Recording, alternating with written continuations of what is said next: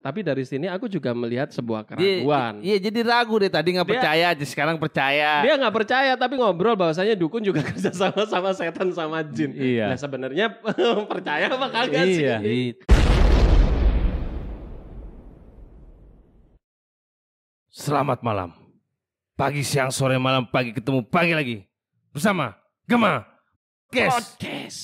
Kenapa saya suara begini? Karena panas. Hati ini panas. Udah gak zaman bang lagu itu. Gak ada ya? Panas sih. Ada yang bisik-bisik ke gua, Game. Bang, gua panas banget bang. Mau buka baju ini. Omongin aja, udah omongin daripada unek-unek kan. Kita cerita ini yang tempo hari kan.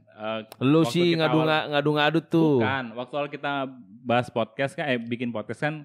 Gue kan mulai dengar podcast kita orang, nemu, terus ada teman gue cerita dia punya podcast, terus gue dengar salah satu materi podcastnya itu kan ngebahas sebuah pembahasan yang membuat kita tertarik, Om Epen khususnya menyampaikan pembahasan serupa tapi versinya Om Epen, yang mana Om Epen agak bertolak belakang dengan teori yang disampaikan si podcaster ini. Nama podcastnya itu teori garis miring gitu. Biar ya lumayan yang belum dengar mereka, pendengar kita yang belum dengar mereka bisa dengar di Spotify.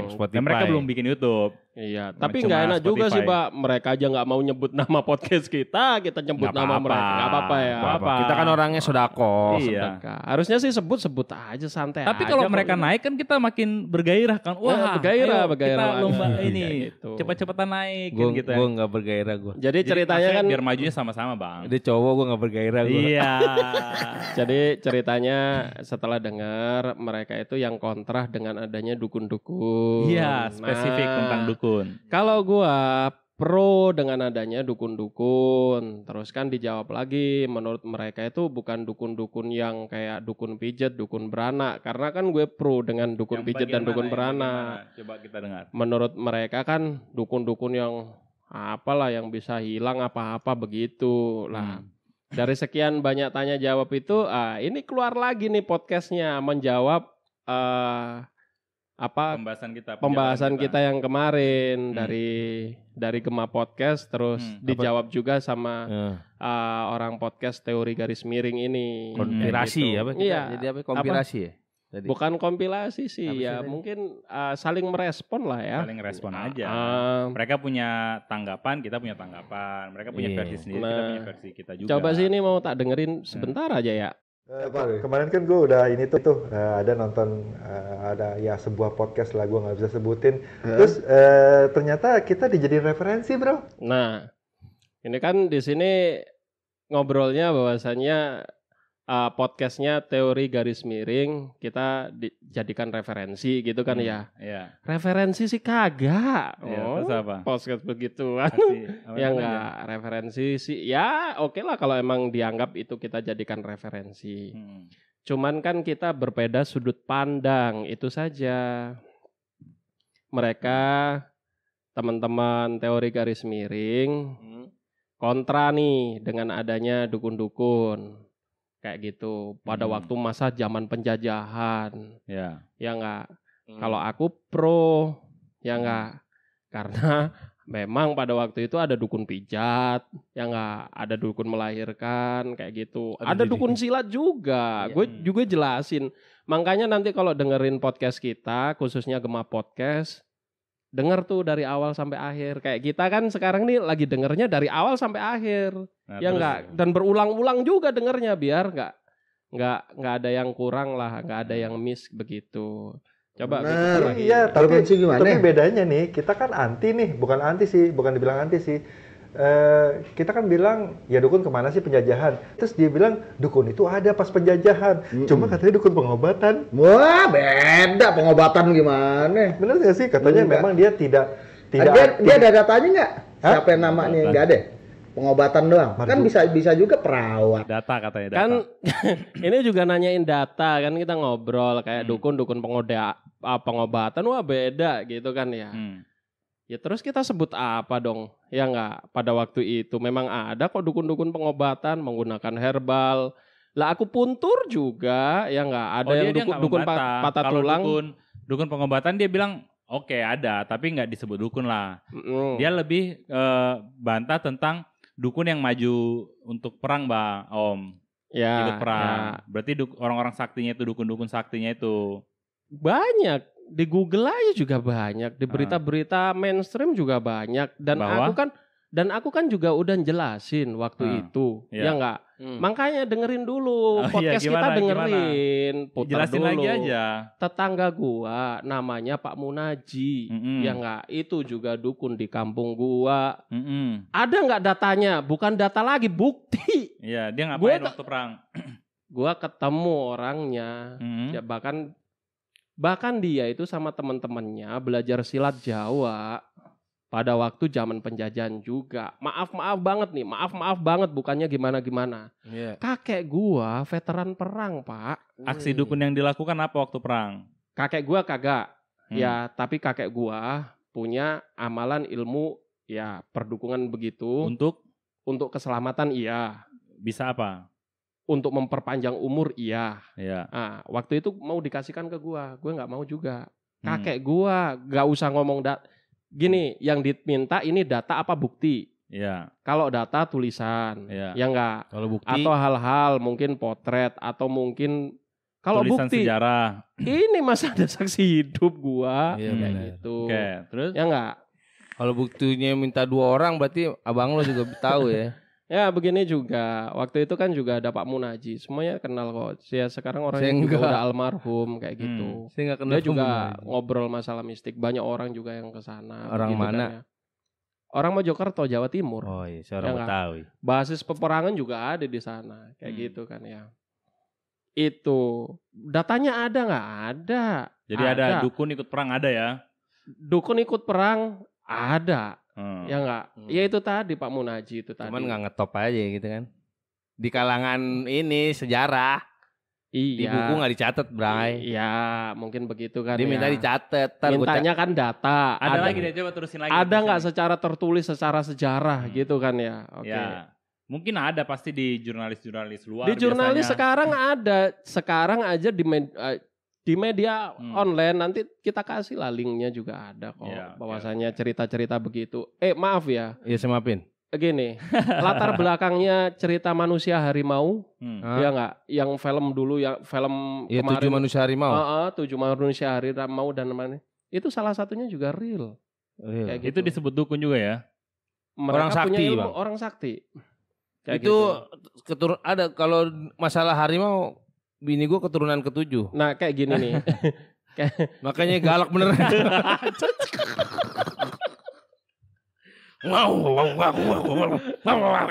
Ini data yang bagaimana? Data dukun yang masa lalu atau masa sekarang? Kalau sekarang nih ya, bukan hanya data. Kalau sekarang nih adanya dukun sekarang nih ya. Zaman sekarang. Ki Joko Bodo kemarin itu apa nggak diculturekan bahwasanya dia dukun? Mak Erot?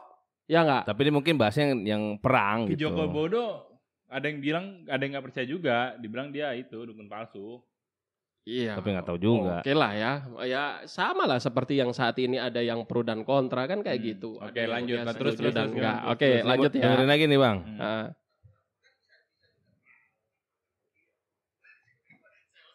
Bisa juga perawat. Zaman penjajahan kita ngomong mereka perawat. Ada kata perawat itu kapan kan kayak gitu.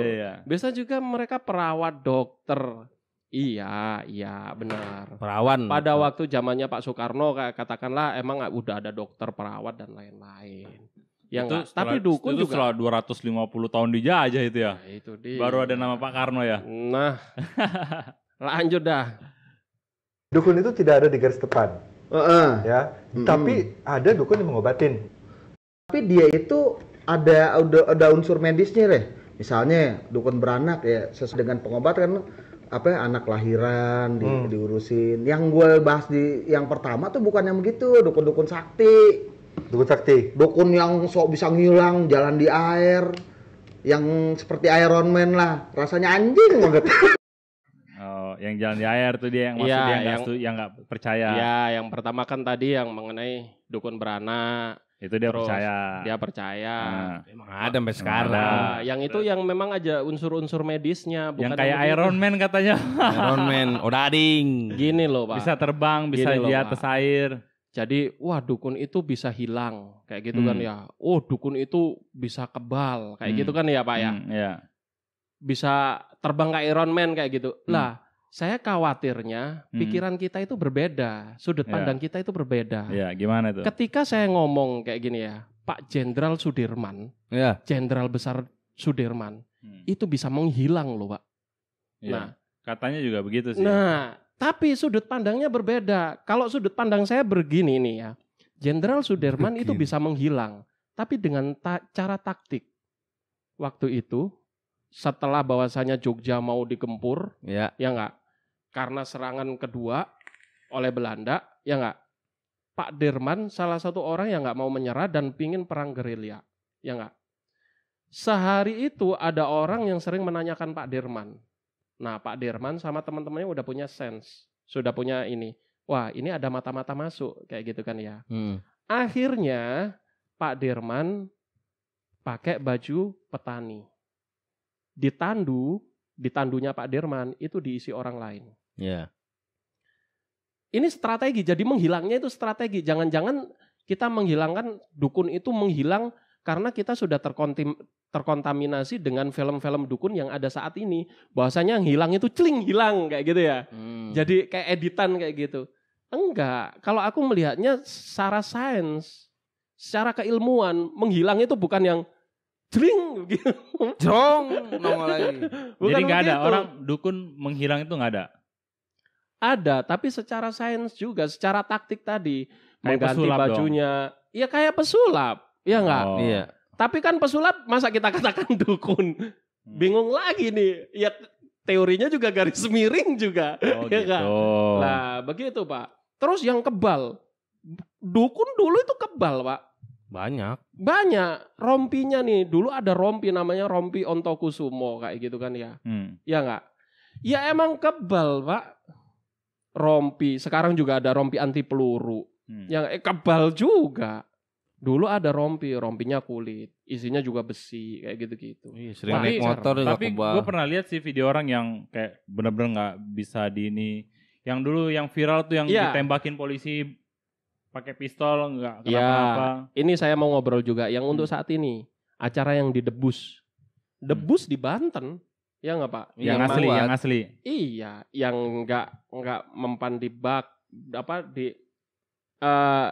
ntar ya itu dulu acara sunatan saya deh. Iya. Pada waktu kecil sunatan saya. Kebal dulu disunat nggak jadi. Kita itu ngundang atraksi kalau nggak salah orang-orang Pagar Nusa atau apa Pak? Di bawahnya itu duri-duri salak, terus ada paku-paku, terus dia ditindih pakai papan lagi, dia dilindes pakai motor, nggak apa-apa. Satu, kedua dia disiram pakai air keras, di depan mata orang banyak, ya nggak? Aspal yang kena air kerasnya itu sampai ngebul, sampai ngelentek, ya nggak? Dianya nggak apa-apa, ya nggak? Terus yang kedua waktu itu anak kecil nggak kuat langsung lari kan waktu itu kebetulan rumah dekat musola dia lari di tempat wudunya itu airnya itu terus kecipratan tuh anak kecil. Terus di situ ada golok-golok yang sama gagangnya batang pisang itu udah dicoba nih ya kan itu kepotong semua diinjek sama dia nggak apa-apa kayak gitu. Maksudnya gini, keilmuan di dunia ini dan ilmu pengetahuan di dunia ini segala sesuatu itu luas banget. Jangan sampai kerangka kita, memang kalau memang kontra nggak masalah kayak gitu kan ya. Tapi ini juga ada sisi pro-nya. Kenapa? Udah bukan data lagi Pak, depan mata saya, sunatan saya kok. Ya nggak.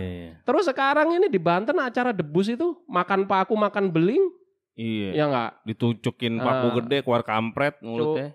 Itu juga. Tapi kalau yang makan beling saya tahu, Pak. Saya ngerti. Tahu. Pertama kita ngunyah dulu kelapa yang tua kayak gitu. Kita ngunyah beling enggak ada masalah. Kalau mungkin langsung belingnya langsung berdarah mulut kita. Temen gue juga bisa makan beling tapi bohlam. Makan beling saya juga bisa. Beling buah alam itu bisa, yang penting digerus terus sampai halus di mulut, telan. Serius? Iya. Depan mata gua itu mah. Iya. Bukan dukun dia. Tapi secara keilmuan begini Pak, bahwasanya zat asam di dalam lambung kita itu bisa menggerus silet. Betul. Jadi kalau makan beling toh ya nggak ada masalah di perut kita, silet aja kegerus sama zat asam dalam perut kita. Hancur ya? Hancur. Jadi ini ngomongnya udah ngomong keilmuan, jangan sains. Iya. Jadi nolaknya itu nolak secara keilmuan gitu loh. Nah itu tadi yang kebal, yang jalan di atas air. Ya enggak. Jangankan jalan di atas air ya. Saat ini nih, nggak usah ngomongin yang dulu. Saat ini orang tenggelam di dalam air bisa berjam-jam kok. Pakai alat snorkel. Ya enggak? Kita pakai alam selam aja tentang dukunnya. Dukun dulu berjalan di atas air kayak gitu enggak? Emang ada. Jangan-jangan memang ini ciptaan dia sendiri aja, imajinasinya teman-teman teori garis miring saja. Ya kita juga nggak ada ngomong itu ya. Kita juga nggak ada ngomong begitu. Iya. Dan secara sejarah ada nggak orang yang ngomong kayak gitu? Dan kalau memang ada cerita turun temurun, wah orang itu dulu jalan di atas air kayak berarti gitu. Berarti dia nggak nonton secara full. Itu dia. Nah kalau dukun terbang? Dukun terbang. Aku juga nggak ngomongin dukun terbang. Nggak ada ya, emang nggak ada bahasan ya. Nggak ada. Oke. Banyak di bandara bagaimana? Kalau nggak langsung aja tuh. Jangan-jangan gini loh Pak, pemikiran kita itu karena ngelihat tontonan televisi, televisi itu yang dukun itu bisa terbang, jadi, dukun bisa begini. Nah kita menganggapnya itu nyata gitu loh. Ya terus ya intinya kan mereka ini kita bicara tentang dia tidak percaya dukun. Kita yang pro adanya dukun gitu. Iya, kayak gitu. Terus katanya kan ya ini kan soal dibahas saja, bahasa saja. Ya sudah clear toh kalau cuman bahasa, ya enggak? Kalau dulu ya emang nyebutnya dukun kita. Orang sekarang yang hari ini nyebutnya juga masih dukun, ya enggak? Iya. Nah, dan masih banyak kan praktek-praktek perdukunan kita. Tetangga gue dukun tukang itu kerudung. Oke. Nggak bisa terbang. Oke. Next. Kita nih. Oke. Nah sekarang kalau dukun pengobatan konteksnya beda. Ya. Berarti lu membenarkan? Ya ada dukun begitu, misalnya yang pakai herbal, daun lah, apa segala macem. Terus dukun beranak itu masuk pengobatan. Tapi juga banyak yang melenceng dari pengobatannya, misalnya pakai ludahnya dia. Kan ada tuh yang dibacain pakai ludah cuah. Nah, itu kan nggak sesuai dengan medis. Dukun perobatan, dukun anak setuju kan? Ya, Berarti kan kita juga nggak salah kan? Ya, kalau memang dukun itu ada. Lanjut. Okay. Tetangga gue kena lem, matanya dibawa ke dukun. Coba bayangin kalau gitu. Tenang aja nih, lemnya bisa saya lepasin. Sekalipun nggak antibiotik, biasanya pakai daun-daunan. Ini kenapa pakai ludahnya dia? Kenapa melenceng pengobatan dengan ludah? Nah ya tuh, gimana tuh? Coba jabarkan versi Dom. Lah iya, emang ada yang salah dengan ludah? Kita ngobatin dengan ludah. Mungkin jorok kali. Tapi lu ada penjabaran nggak tentang itu? Kalau aku sih gini, aku mengembangkan lain gitu ya. Enggak, gua ada. Jadi kalau gue pernah diobatin sama ludah pernah soalnya. Gue nggak pernah diobati dengan ludah. Tapi di lingkungan gue tuh di Batak, gue spesifik Batak Simalungun ya. Jadi ada memang istilah yang kita dibilang tuh dibursik. Apa itu bro? Bursik. Jadi kayak misalnya anak-anak rewel, kita ambil satu case yang simple, misalnya anak masuk angin misalnya gitu. Nah masuk angin itu kan anak bayi nggak bisa sembarangan diurut, nggak mungkin dibekam, nggak mungkin dikasih tolak angin. Itu biasanya tuh kalau orang tua yang tahu ngurut ya bisa disebut dukun lah zaman dulu ya. Tapi kan kesini bergeser dibilang jadi tukang ngurut biasa ya, urut bayi kan. Itu dia ngunyah, dia punya beberapa daun, salah satunya sirih, ada apa gitu dia kunyah, cacuk dikunyah sampai menurut dia cukup, itu disemburin gitu ke seluruh badannya. Tuh bayi sambil gendong, cuy gitu, cuy, terus diubun-ubun cuy gitu. Jadi benar-benar yang dari mulutnya itu yang dia taruh ke situ. Nah, kalau ditanya apa harus begitu? Bisa nggak kalau bukan air liurnya? Ya gue sih nggak tahu ilmunya, tapi itu berjalan bahkan sampai sekarang masih ada yang kayak gitu. Ya dia punya herbal itu, daun-daun itu ya salah satu yang gue tahu ada daun sirihnya gitu kan. Pokoknya ya ludahi tuh badan anak kecil nanti diludahin ya. Jadi anak kecil mungkin ada rasa hangat atau apa ya gue nggak tahu, tapi so far masih berjalan. Kenapa masih berjalan? Karena ada efeknya dan berhasil gitu. Gue juga ada. Kalau di Betawi kita besot nih kena luka. Diambil ludah di atas lak-lakan. Ya. Di langit-langit mulut ya. Gitu. Berarti kan ludah juga di dalam mulut semua dong. Ya. Ditempelin ke luka. Berhenti. Ya. Pendarahannya berhenti. Nah, kalau lu gimana, Om? Aku begini, ini ngobrol yang dari aku kecil, terus secara pandangan dan lain-lain. Ya. Tak pertanyakan lagi, emang kenapa kalau ngobatin pakai ludah gitu kan? Itu pertanyaan saya. Pertama, saya waktu kecil pernah diurut pakai ludah.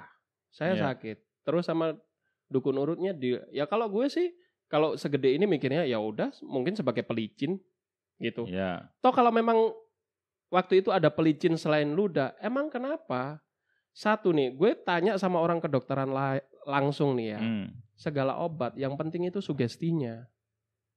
Sugestinya bahwasanya kita akan sembuh kayak gitu loh. Jadi tergantung orangnya dong. Jadi sekitar 20-30% itu adalah sugestinya. Iya. Oh, gue percaya nih sama dia. Nah, berarti sembuh. Tapi tadi yang ya nggak usah bicara sugesti ya. Kayak yang Bang Deddy cerita tadi.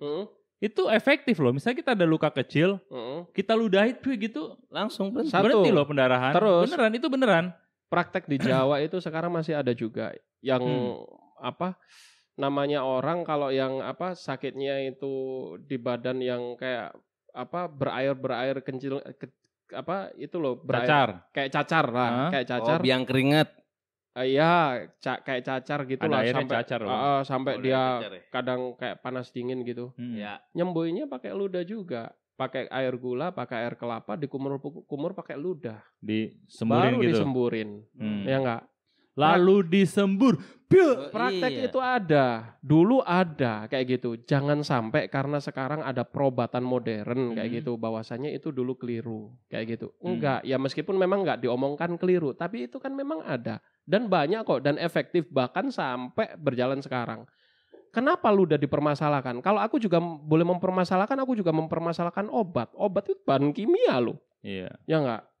Ya itu juga dimasukkan ke dalam tubuh kita. Ya, tapi ya itu tadi kembali ke efektivitas. Kalau kita ambil analogi, tadi bilang. Kalau misalnya kayak dulu mompa air, kok mompa air pakai dorong-dorong gitu sih gitu kan. Sekarang lu bisa ngomong gitu. Karena sudah ada jet pump, udah ada mesin air. Tinggal nyentuh. Begitu. Tapi kalau dulu kan belum ada obat. Nah, itu yang bisa dilakukan.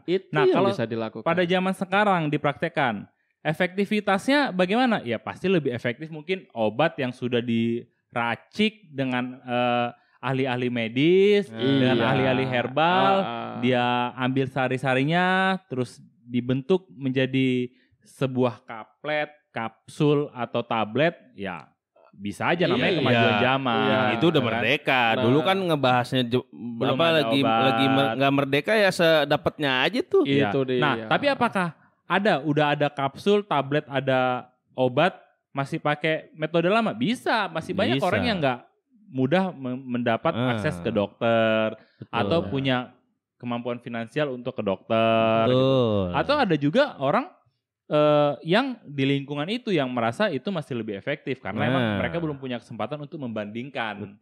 Membandingkan efektivitas obat dari dukun sama obat dari dokter. Mereka nggak punya kemampuan untuk membandingkan itu, Bang. Tapi begini, jadi ya dia pakai yang di dekat dia aja, yang ada di dekat dia di depan mata, ya dia pakai yang dari dukun gitu kan. Tapi begini bisa juga aja. Bang, kita bisa kembali ke praktek yang obat ludah itu karena kita juga, ini cerita aku. Aku keseleo kayak gitu ya, jempolku waktu itu. Dan beberapa kali bukan jempol, sakit panas dan lain-lain. Itu ada namanya, insya Allah sekarang orangnya masih hidup, tapi di Jawa Timur sana, di Mojokerto sana, namanya Mbak Wan. Kalau kita nyebutnya Mbak Wan, dia biasanya jualan es krim. Ibu aku tahu kalau dia itu sering ngobatin kayak gitu, jualan es krim. Ngobatinnya pakai ludah, Pak. Saya keseleo, pakai ludah, ditarik, diurut, cetek. Saya panas, pakai ludah. Kayak gitu, entah di ubun-ubun, entah di dengkul kayak gitu, iya. Saya juga, apakah di sana juga nggak ada dokter? Ada dokter, ada Bu Sri namanya, itu juga dokter ya, dekat juga rumah sakit kayak gitu, ya nggak? Tapi dengan berobat ke dokter, dengan berobat kembauan, ini ngomong pribadi loh ya. Biasanya cepetan kembauan kayak gitu. Ya mungkin karena sugesti tadi juga, ya kan? Betul. Banyak, maksudnya ini banyak lah, luas gitu loh. Hal ini luas, jangan sampai kita melihat dari satu sisi tapi tidak melihat dari sisi lain. Iya, jangan ngambil setitik doang ya. Jangan setitik doang kayak gitu. Rusak sebelangsak jadinya. Bener. Kalau aku ngelihat dia kayak Pak Gema gini, aku ngelihatnya. Ini orang bad boys banget sih. Itu kan orang di luar ngelihatnya kayak gitu. Padahal di dalam komplek dia ngurusin warga. Ya enggak. Oh, ngurusin yang lain-lain juga. Ya enggak, biawak-biawak diurusin. Selokan diurusin. Ya, begitu. Padahal kalau di luar nih orang kebut-kebutan, bad boys, ya itu dari sisi. Tapi kalau ibarat di rumah nggak bagus di rumah gue. Bagus loh. Jadi gue ikut. Gue itu dikasih ilustrasi begini. Kalau melihat gajah, jangan cuman ekornya, jangan cuman belalainya atau kakinya. Lihat keseluruhan dulu gajah, baru kita menyimpulkan. Gajah itu apa? Iya. Nanti kalau kita melihat ekornya doang, ini gajah apa kuda? Oh ini sapi, padahal gajah. Karena kita ngelihat cuman ekornya. Jadi sudut pandang kita perluas. Iya benar. Gitu. Lanjut. Iya. Kepanjangan ini Bang, panjangan ini. Panjangan ya. Tapi nggak apa-apa, kita lanjut. Di Jakarta Barat tuh jalan panjang. Ini kan cuman karena kita diskusi dan kalau bisa sih nama kita juga disebut lah Gema Podcast gitu. Gua kena lem matanya dibawa ke dukun. Coba bayangin kalau gitu. Teknologi nih bisa saya lepasin. Nah, begini juga. Ketika ada tetangganya gitu, matanya kena lem, dibawa ke dukun kayak gitu. Terus aku mikir kenapa? Terus apakah dengan begitu dukun jadi salah? Enggak dong. Ya enggak, tetangganya apa dukunnya ini yang salah? Ya tetangganya. Yang tadi gue bilang, udah megap-megap ngapain lo bawa ke dokter? Iya. Cekek aja. Lah kan ada orang memikir begitu. Wah udah megap-megap ngapain pakai ke dokter ke rumah sakit. Matanya kena lem deh ke dukun. Lu rendam air hangat yang melebek-melebek tuh. Lu rendam tuh. Nggak usah ke dukun nih. Gua kasih tahu. Iya katakanlah tetangganya kena lem matanya. Terus lari ke dukun. Ya terus masalah dengan dukun. Enggak kan? Ya enggak. Ya pertanyaannya kenapa tuh tetanggamu gitu. Iya ngapain ke dukun. Harusnya ke toko material. Bener biar dia solder. Mata lo solder nih ganti mata. Begitu. Lah kalau dukun mah mau yang datang matanya kena lem, matanya codet kayak matanya kena tanah ya emang dukun perobatannya diobatin. Itu kalau pas datang nih kata dukun. Ya, baru kali seumur-umur ya gue. Ada orang mata kena lem ke gua. Lu salah bro kata dia. Lu pulang-pulang. Maksudnya begini Bang, ini yang salah yang datang apa yang didatengin gitu loh. Yang datangnya bego. Ngapain lu ke dukun matanya kena lem. Tapi kira-kira ada gak yang bisa nyembuhin dukun tuh? Apa? Nyembuhin dukun? Dukun ada gak yang bisa nyembuhin itu?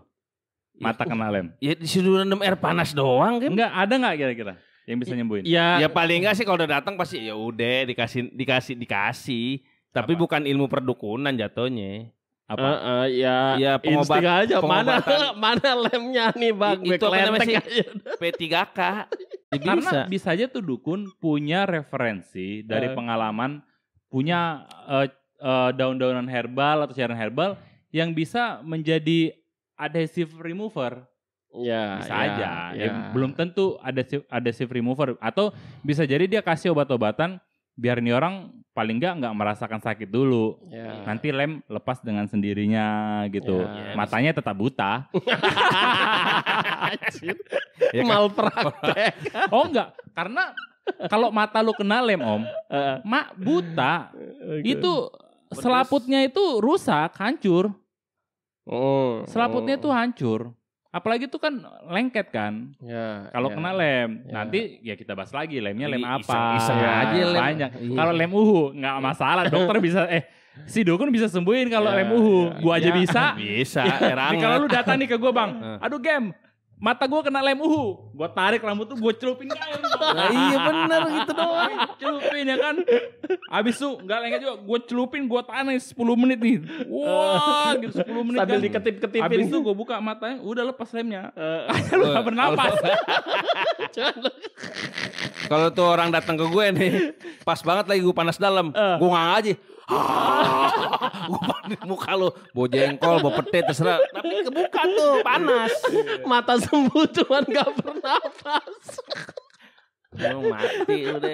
Ya intinya gitu. Nah, harus ya spesifik aja ngambil kayak. Iya ya spesifik saja. Kalau aku sih nggak bisa jawab itu karena aku nggak tahu jenis lemnya apa, kena matanya di mata mana, kelopak matanya apa cuman bulu matanya doang gue nggak tahu gitu ya. Apa nempel sama kaleng-kalengnya kan kita nggak tahu. Iya apa nempel sama kalengnya. Kalau lem kertas doang, lem uhu ya kan. Ya udah. Gampang bener kan. Celupin aja. Yang lebih nggak tahu lagi itu tetanggamu juga siapa itu nggak tahu. Iya. Pak siapa namanya lu gak nyebutin RT berapa kan bisa gue tegur. Yang paling penting tetangganya orang apa bukan juga gak tahu. Itu dia. Aduh. Cuman kalau kena lem mata terus ke dukun ya terus kenapa? Ya tanyain sama tetangga. Tapi ya itu tadi. Tadi di awal kan dia ada sebut bilang apa dukun voodoo juga ya. Iya. Bagaimana bisa dijajah? Dukun santet kemana gitu? Karena bisa, sementara kan di podcast kita jelasin kan. Kita jelaskan kalau juga. Dukun mau menyantet seseorang, dia harus tahu dulu siapa yang mau disantet. Dia harus tahu dulu kayak lu bilang ya apa? Lahirnya kapan, laki-laki atau perempuan. Jadi ya kalau gua analoginya kan saat orang mau memanah ke sasaran, dia harus tahu dulu tuh sasaran, misalnya sniper. Kalau dia mau menembak yang ada 1 kilometer di sasaran, dia harus tahu dulu arah anginnya kemana, sasarannya itu tuh berapa kilometer, besarnya itu berapa tuh aslinya sasaran. Terus waktu dia keker, dia harus tahu sudut parabola malah. Sudut parabola itu kalau lu tembak lurus bang kan peluru itu kan lama-lama turun kan. Gravitasi kan. Jadi kan lu harus ke atasin dikit. Jadi bukan garis lurus lu bidiknya. Garis miring. Garis miring. Miring ke atas gitu kan. Nah jadi maksud gua ya tentang santet itu kenapa nggak bisa disantet orang Belanda ya? Siapa dulu yang mau disantet? Yang mana? Orang Belanda banyak nih. Iya. Mau santet yang mana? Kalau dia pilih satu nih misalnya yang komandannya doang mungkin bisa. Tapi harus tahu dulu kan yang tadi lu bilang ya. Waktu itu kan saya jelasin nih di santet menyantet itu. Iya. Ya enggak. Kita harus tahu nih tanggal lahirnya, paling tidak itu. Terus kita tahu nih wetonnya. Wow, itu teori dasar ilmu perdukunan menyantet santet ya. Gendam juga begitu. Ada teori dasarnya. Ada. Itu mah kelamaan kita nggak merdeka bro. Lah sekarang gini aja lah, yang aku analogikakan yang lebih ringan gitu ya. Pada waktu masa zaman perjuangan, pada waktu perang gerilya dan lain-lain ya. Pasukan Indonesia sudah punya senapan kok, ya nggak? Kenapa tuh Jepang sama Belanda nggak ditembakin aja semua dimati-matiin? Ayo, kalau emang iya, ya itu yang lebih nyata tuh. Metode perangnya seperti apa?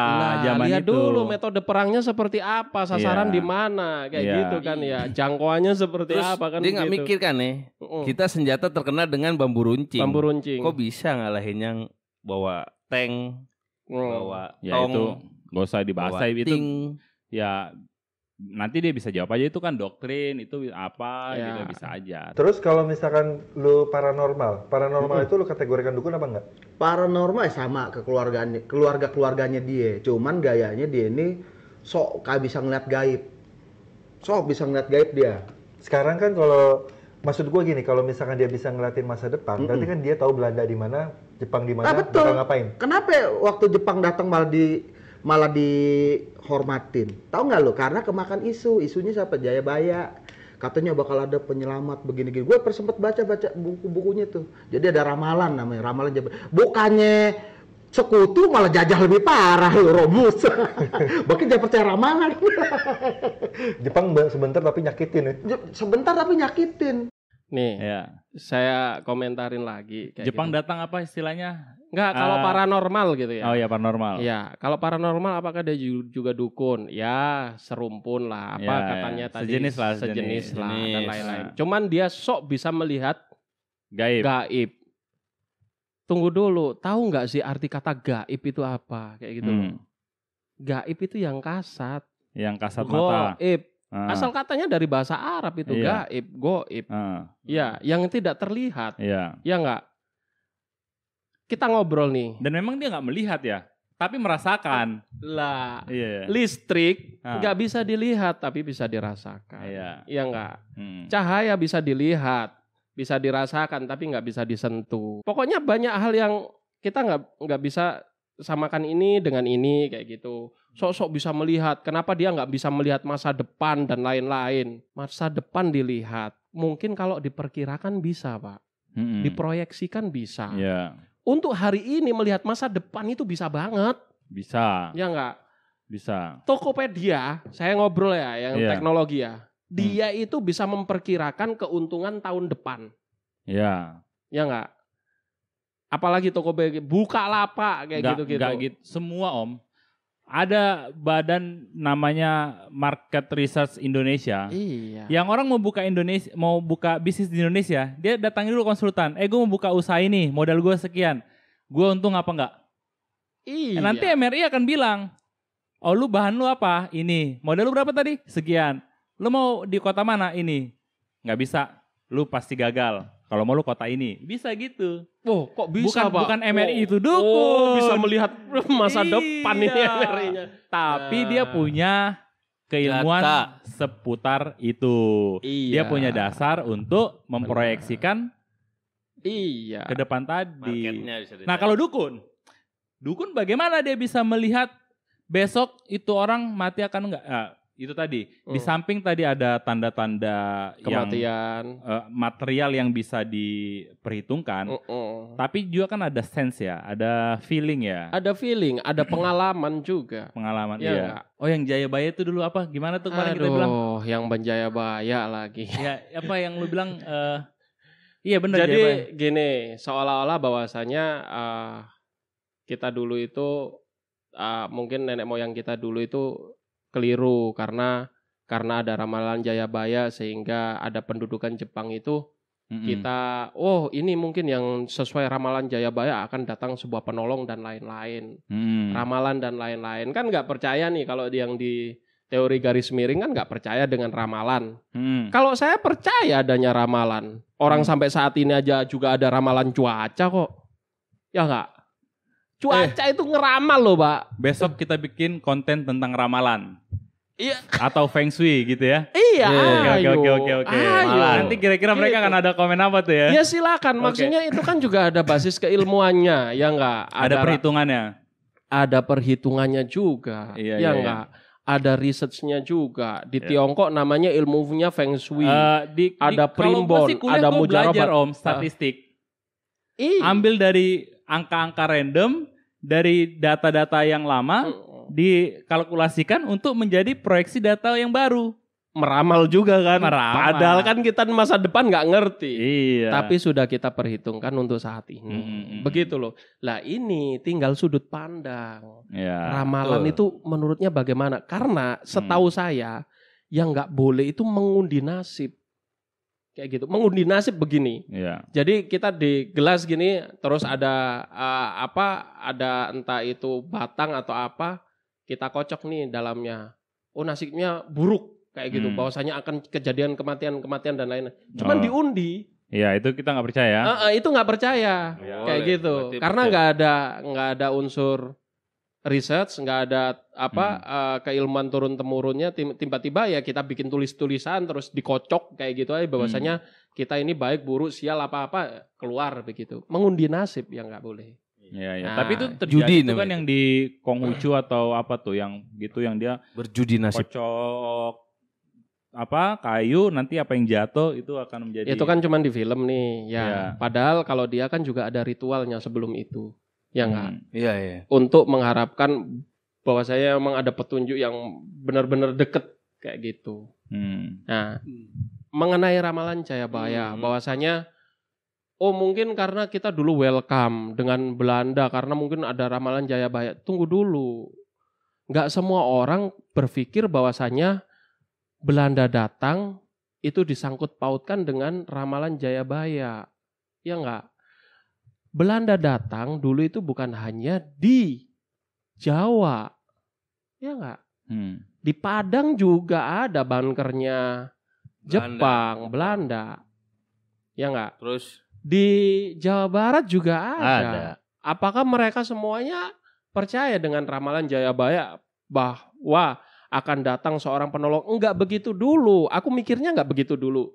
Kalau ada orang yang memikirkan seperti itu, silakan, enggak apa-apa, itu pemikiran mereka kan. Tapi ini kita ngobrol strategi perang.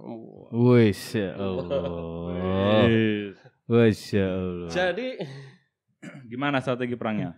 Jadi sebelum terjadi peperangan, bahwasanya terus pendudukan Jepang ke Indonesia. Jepang dulu sudah melakukan propaganda. Propaganda, Pak. Dalam perang itu ada perang propaganda. Dia menyebut bahwasanya Jepang adalah pelindung Asia. Jepang adalah apa? Jepang. Saudara tertua Asia. Jepang adalah cahaya Asia. Kayak gitu-gitu. Jadi dia propaganda bahwasanya dia datang ke Indonesia itu sebagai saudara dan lain-lain. Meskipun kenyataannya ada perang, kenyataannya ada kerja rodi dan lain-lain. Ya enggak? Iya. Tapi kan, ini panjang ya masalah kerja rodi, Romusa dan lain-lain kan. Ya pokoknya dia bikin indah dulu, akhirnya digejek gitu kali. Ada propaganda seperti itu juga memang ada. Ternyata lebih kejam karena ada Romusa dan lain-lain. Tunggu dulu, Romusa itu dulu juga ada kesepakatan dari Indonesia juga. Tapi di sisi lain gini loh, mereka diterima itu bukan hanya ramalan Jayabaya. Bahwasanya di Indonesia menerima dia itu juga ingin mendapatkan manfaat dari penjajahan Jepang. Dibentuknya peta kayak gitu-gitu. Bahwasanya kepingin masyarakat Indonesia ini juga dilatih secara kemiliteran sama Jepang. Peta temannya Dora ya. Iya, peta. Terus apa peta, itu ya? Mana peta? Tanya peta. Dan masyarakat Indonesia juga waktu itu banyak yang masuk ke organisasian Jepang juga yang dilatih untuk berperang. Nggak ada masalah, itu malah seneng kan. Mereka dilatih baris berbaris, strategi berperang dan lain-lain. Jadi diterimanya sekali lagi ini garis bawah, diterimanya itu bukan hanya karena ada ramalan Jayabaya, bukan. Karena juga ada propaganda. Karena juga ada penawaran manfaat. Enggak mungkin dia bilang Jayabaya yang itu loh Om, yang dia bilang punya ilmu apa tuh Jayabaya? Jayabaya itu punya ilmu apa, kesaktian apa tuh? Iya, memang ada ramalan Jayabaya. Ramalan, terus ada satu lagi yang kita bahas di podcast kita. Apa ya? Aku agak lupa. Apa nama ilmunya dia tuh? Raga Geni. Iya, apa? Enggak sih, aku apa? Kayaknya ada pangeran apa tuh? Ada kita sebut.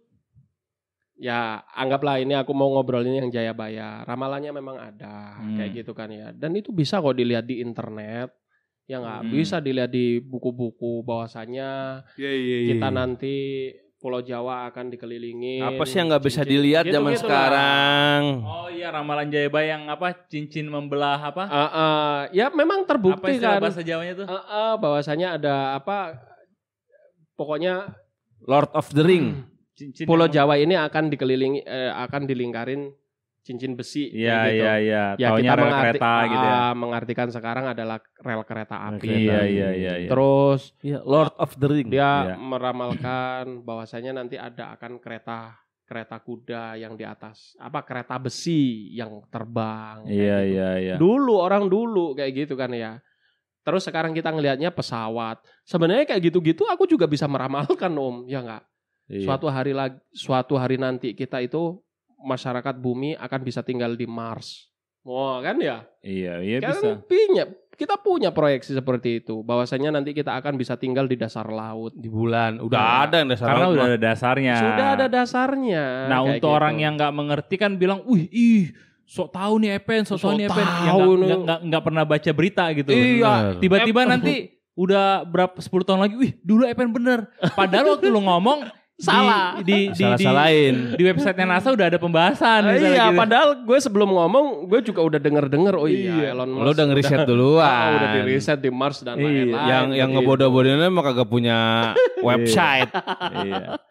Dan bisa jadi orang yang ngomong kayak gitu karena mendapat informasi duluan. Benar. Begitu kan. Terus jangan sampai kita menyalah-nyalakan gitu aja. Ya udah jangan salah. Ya enggak. Salah, aku menyalahkan sih enggak, cuman kita berbeda pandangan, berbeda sudut pandang gitu. Ya udah. Coba lagi ada nih. Ada lagi ya? Lu yang ngasih lihat video gue ya? Apa itu? Yang mana itu? Fire. Itu ada semi modern dukun itu. Biar gak mau dikate apa namanya tuh? Nah itu tadi. Apakah ada dukun palsu? Pakai tembak-tembakan. Jadi buat yang ada lah. Ya pasti ada lah. Tapi jangan digeneralisir bahwa semuanya palsu. Iya. Cinta aja ada yang cinta palsu. Tapi jangan semua bilang bahwasanya cinta itu selalu palsu. Iya, nggak bisa begitu ya. Lanjut. I love you. I need you. I hate you. Lanjut. Iya makanya yang dukun-dukun gitu nggak bisa sebetulnya. Mereka juga kerjasama sama yang namanya setan, namanya jin, banyak. Ini lagi gue bingung. Sebenarnya dukun-dukun begitu ya nggak bisa ya begitu. Ya bisa jadi mereka juga bekerja sama setan sama jin. Katanya nggak percaya dukun. Iya. Tapi ya nggak bisa. Tapi ya mereka kerja sama setan sama jin. Gimana coba? Nah kira-kira teori garis miring percaya jin nggak ya? Lah itu dia. Tapi dari sini aku juga melihat sebuah keraguan. Iya jadi ragu deh tadi nggak percaya aja sekarang percaya. Dia nggak percaya tapi ngobrol bahwasanya dukun juga kerja sama setan sama jin. Iya. Nah sebenarnya percaya apa kagak sih? Iya. Itu kan metodenya bisa banyak. Ada dia dari pengalaman, dari ilmu pengetahuan, ada dari jin ya kan. Emang kita bahas di podcast kita juga mungkin begitu. Mungkin dia lagi bikin ini. Ada yang kita bahas tentang dukun hitam, dukun putih gitu Bang. Iya. Mungkin dia pas sudah menit-menit terakhir sadar. Oh iya bener-bener gitu kali Bray. Oh iya bener-bener. Yaudah ganti. Gak enak. Yang bertanya sebenarnya dukun ini ada apa enggak sih? Gak enak gitu. Lah kalau dari awal kan kita udah bilang ada. Gak enak sama Gema Podcast nih, udah kita ya aja dah. Gitu. Nah ini ya, kerja sama setan, sama jin, terus pakai kontrak enggak nih kerjasamanya? Kita gini. Kerjasama terserah lu deh urusan lu. Cuman yang berguna dikit kayak manusia dan bangsa. Misalnya nih, si Indonesia U19 lawan Qatar U19 kemarin. Yang Indonesia kalah mulu bola. Ih tibang tiup doang dari TV. Wah, pencot Qatar. Kan Qatar kagak ada dukun tuh maksud gua. Maksud gua begitu. Ada kita lihat nih, Piala Tiger Indonesia belum pernah juara nih. Ketemu Singapura mana dukun. Mana dukun dia, medis semua. Terus habis itu ya pas Evan Dimas kan, Evan Dimas cedera. Sebentar, ini cederanya nggak lama. Tiup doang. Ya gimana ya, podcast dia itu emang buat hiburan saja sih kayaknya. Sama kita juga hiburan juga. Sama berarti. Ya, kita sejodoh sebenarnya sama ya sejodoh. Tapi begini juga ya. Cuman memang kan kalau lo ada ininya, ada apa namanya tuh, ada dasar-dasarnya ada gitu. Lah sekarang kita ngomong begini. Ya, sebenarnya ya kerjasama sama jin sama setan lah begitu-begitu. Tapi ya terserah lah ya itu ya urusan dia. Tapi paling tidak yang berguna bagi nusa dan bangsa gitu. Contohnya berguna bagi nusa dan bangsa. Paling tidak pertandingan U12 apa U berapa tadi pertandingan bola lah. Dibantu biar menang gitu. Ini pertandingan bola apa pertandingan dukun? Aku kan jadi bingung ini Bang. Ini ngomong apa dicampur apa sih? Begitu kan. Ya paling tidak kalau kita melawan Qatar kan nggak ada dukun. Kita ada dukun. Kalau bola mau masuk paling tidak ditiup supaya jadi nggak masuk gitu. Ya kalau menurut aku malah nggak seru kayak gitu. Ini kan pertandingan fisik. Ya nggak olahraga sepak bola. Ya udah biarin pertandingan olahraga kayak gitu. Ngapain pakai dukun-dukun? Tapi bisa jadi juga kan ada dukun yang bekerja tuh yang tadinya nggak menang jadi menang tuh jadi gol, atau misalnya itu orang yang tadinya lemes jadi kuat bisa nggak gitu? Jadi sugestin doang sebenarnya. Sugestin aja. Atau disantet gitu bang, kan pemain yang lama tiba-tiba. Ya masa pas lagi lari nanya nomor apa umur berapa? Ada datanya bang, ada datanya. Jadi waktu orang tuh jatuh dikit langsung ini nggak bisa berdiri. Mungkin karena disantet juga tuh kan ada tuh orang kesangklek dikit gitu kan, disorot kamera. Wah itu pura-pura jatuh orang dikit doang, kena masa langsung patah tulang gitu kan? Iya. Mungkin udah ada dukun yang bekerja juga bisa aja. Iya mungkin. Kan banyak tuh main bola bang. Seumpamanya ya. Lari kan saat disangket dikit ting gitu. Wah jatuhnya guling-guling, gubrak. Entah sandiwara entah dia diserang santet tuh bang. Itu juga yang jatuh juga itu nyesel gue jatuh sampai begini akhirnya gitu. Ya namanya sudut pandang pemikiran lah ya, boleh-boleh aja. Boleh. Bagi rekan-rekan teori garis miring, berguna bagi nusa dan bangsa adalah menang pertandingan bola kayak gitu kan ya. Salah satunya kali. Iya salah satunya begitulah. Menurut gua sebagai orang gema podcast justru itu malah nggak berguna bagi nusa dan bangsa dan itu akan mencederai kayak gitu loh. Itu unfaedah banget kayak gitu. Ini pertandingan bola bro, bukan pertandingan dukun. Masa jadi curang gitu. Masa jadi curang-curangan dukun-dukunan begitu. Kalau perang dukun mah ada di Bali sama di ituan tuh. Terus apa tadi kalau seumpamanya jatuh cedera, oh bentar ya langsung disulap jadi apa atau jadi Batman. Langsung perdukunan gitu. Gue ngebayangin bahwasanya PSSI gitu ya, terus ngobrol ke FIFA. Bahwasanya nanti SOP-nya kalau ada apa pemain sepak bola mereka cedera, mereka nggak pakai paramedis, mereka pakai dukun. Diketawain nggak ya sama FIFA itu ya? What is the dukun? What is the dukun? Understand? Gitu Bray. Ya nggak? Ya udah, lanjut. Lah ya makanya kalau umpamanya ya udah cedera kayak gitu langsung kita kasih ilmu perdukan. Wah diurut dulu, terus ditusuk. Kira-kira gak disorting tuh, disorot seluruh dunia. Gila Keseleo dia plok gitu ya. Warna hijau tuh keluar. Ternyata Evan Dimas jatuh dan cedera di bawah ke samping. Ternyata di samping diurut. Enggak, maksudnya kalau berimajinasi ya berimajinasi, tapi jangan di luar akal batas gini dong. Harus jatuh nih. Ya enggak, apa kita enggak jadi highlight tuh di koran-koran? Ya enggak? Viral, Bray. Viral, Bang. Tapi ini ya terima kasih lah. Ya, tapi mungkin pandangan orang kan memang beda-beda. Isi orang juga beda-beda. Ya. Walaupun namanya ente manusia, situ manusia, saya manusia, dia manusia, tapi kerja sama-sama jin dan setan. Jin setan anjing. Tapi ya begitu ya. Tapi ini terima kasih lah sama semua teman-teman. Jadi sudut pandang kita jadi banyak gitu kan ya. Informasinya juga semakin banyak kayak gitu kan. Pengetahuan jadi ya itu tadi dengan pandangan mereka kita jadi kepikiran lagi untuk dapat satu konten lagi gitu kan untuk membahas ini kan. Ya bermanfaat banget sih. Kita jadi dapat satu konten lagi begitu. Bagus. Cuman aku begini garis bawahnya begini kan ini garis miring ya. Kalau aku garis bawahnya begini. Seperti dukun-dukun yang menghilang, kebal dan lain-lain kayak gitu kan ya. Jangan melihat itu berdasarkan imajinasi kita. Yang mana imajinasi kita bisa saja terkontaminasi dengan film-film yang ada saat ini. Kayak gitu. Iya. Ya enggak? Juga jangan berimajinasinya bahwasanya dukun yang kayak tadi tanding bola dan lain-lain. Iya enggak apa-apa sih. Tapi sebenarnya sih bebas aja. Enggak apa-apa. Nggak apa-apa, tapi jangan mengeneralisir itu semuanya yang berbeda itu jadi salah gitu loh. Iya benar. Kayak gitu. Ntar ada sepatu bola kena lem bawa ke dukun. Atau sepatu bolanya kebuka kurang lem ke dukun. Itu ada nih yang sisa dari mata.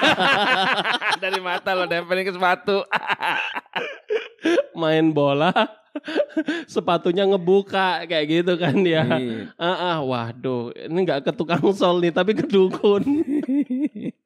Habis itu dikata-katain dasar kamu dukun palsu lo. Gimana coba?